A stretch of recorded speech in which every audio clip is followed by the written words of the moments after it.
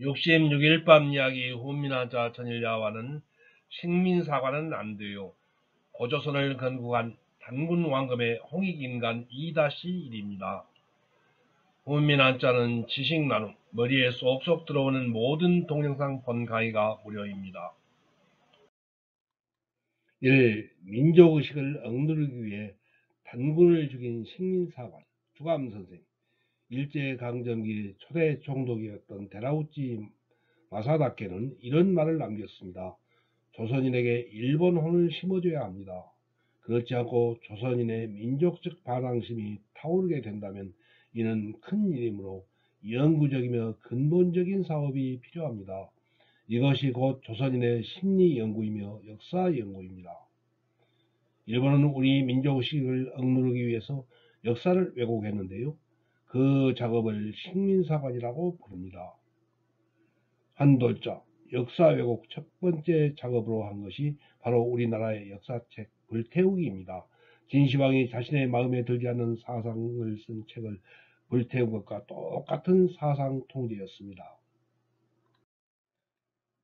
요즘도 SNS 검열이나 언론 탄압과 관련된 내용이 종종 이슈로 떠오릅니다. 이때는 대놓고 통제하고 억압하던 때였습니다. 그런데 모든 책을 없애는 것은 불가능한 일입니다. 그래서 조건을 세웁니다. 바로 단군 조선에 대한 기록을 담은 책을 없애라는 것이었습니다. 단군은 우리 민족을 하나로 묶어주는 구심점입니다. 그래서 일본 입장에선 눈엣가시 같은 존재였습니다. 일본 제국주의자들은 무려 20만 권의 역사책을 불태워 영원히 사라지게 하였습니다. 그러니 우리에게 남은 자료는 일련의 삼국유사에 실린 내용 정도밖에 없어서 고조선의 연구에 엄청난 어려움을 겪게 되는 것입니다. 단군조선은 이렇게 말살됐다. 주간조선 연재물 이 URL 코드를 클릭하면 자세한 내용이 나옵니다.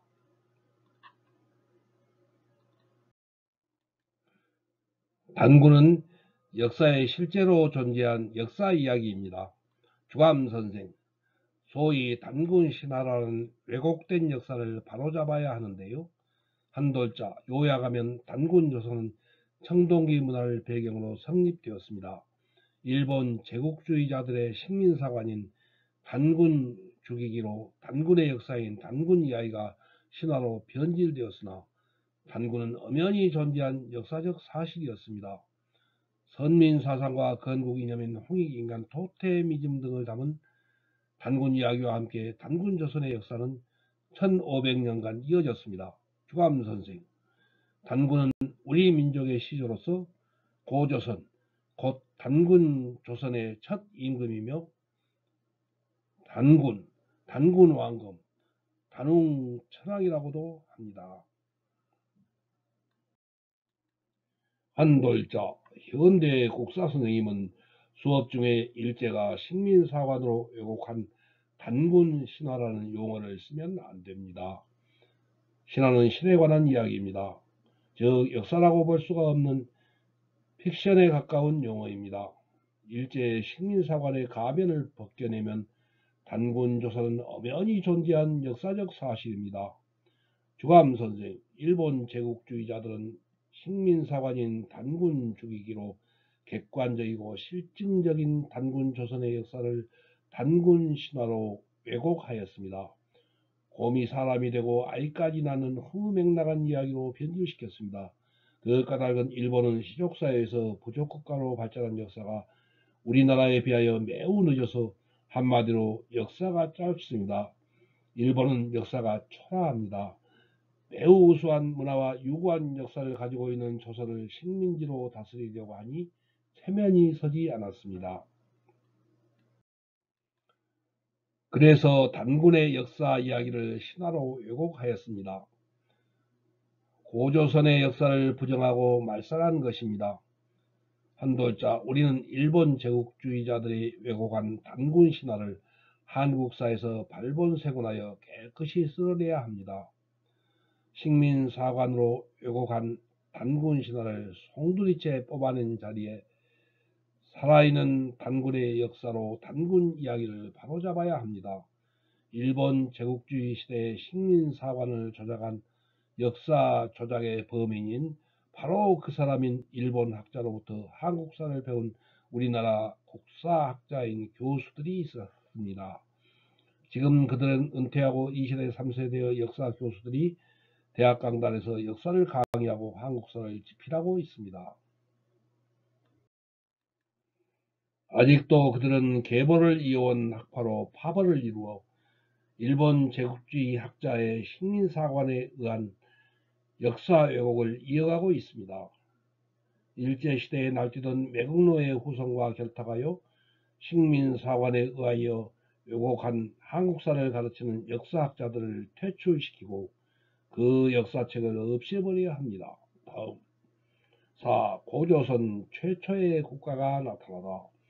주감선생, 고조선 우리나라 최초의 국가입니다.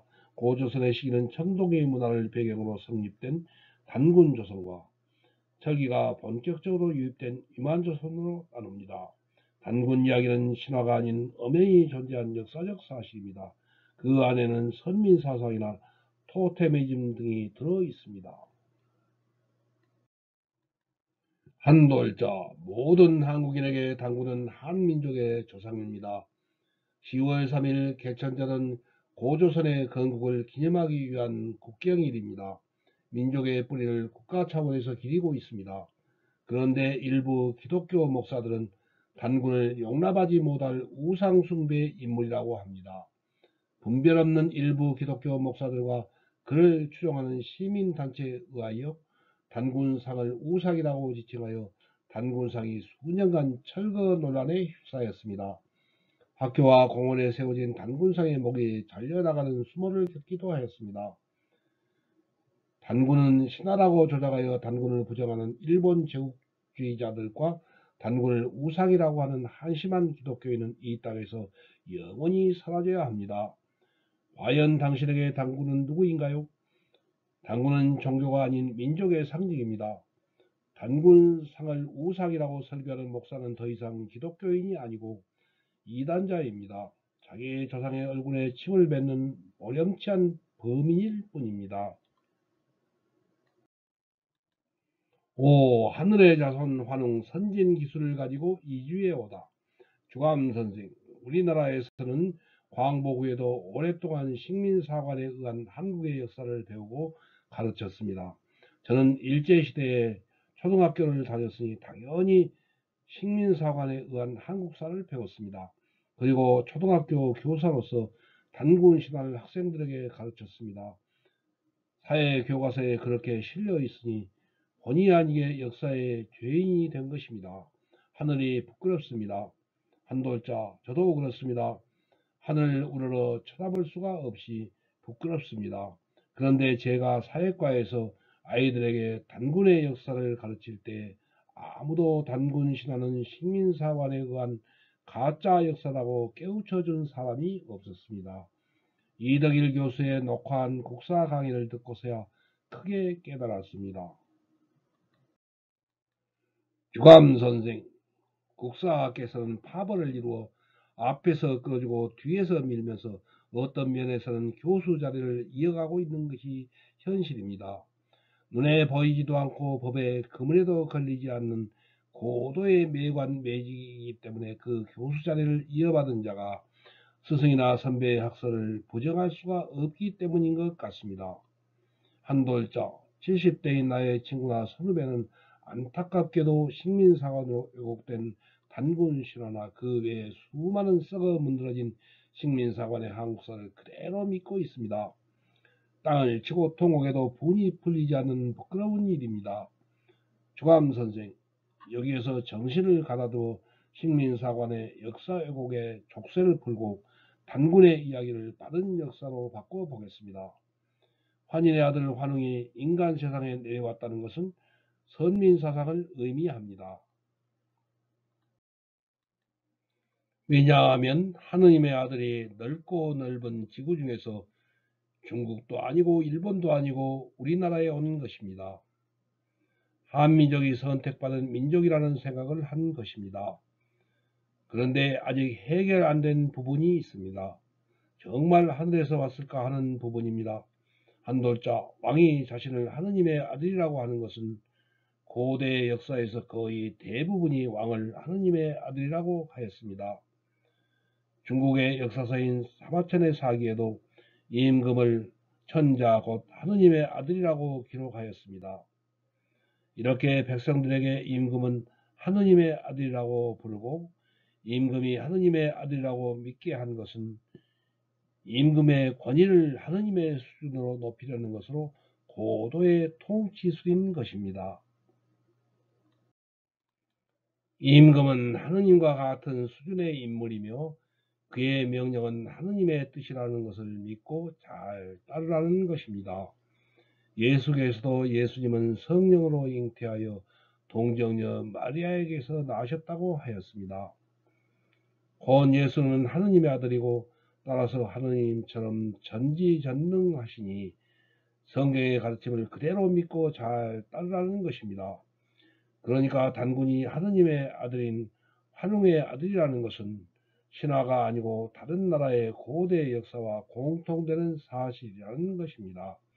조암 선생, 당시에 시족 집단이 발전하고 청동기 문화를 발전시킨 단군이 나라를 세운 것입니다. 부족 국가를 건설하여 나라 이름을 조선이라고 하고 신단수 밑에 도읍을 정하여 그 임금이 되었다는 것입니다.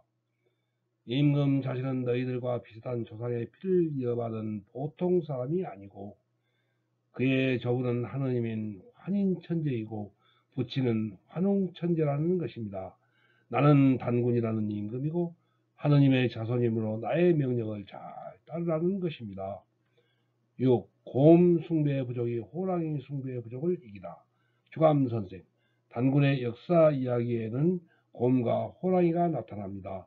곰이랑 호랑이가 환웅에 찾아와 사람이 되게 해달라고 간청하자 환웅은 100일 동안 동굴 속에서 마늘과 쑥만 먹으면서 견디라고 하였습니다. 설마 곰과 호랑이가 정말 와서 말을 한 것은 아니고 이야기입니다. 곰이나 호랑이 같은 동물을 숭배하는 것은 토테미즘 신앙입니다. 오늘날 삼성 라이온스 야구단은 사자가 상징 동물이고 기아 타이거스 야구단은 호랑이가 상징 동물입니다.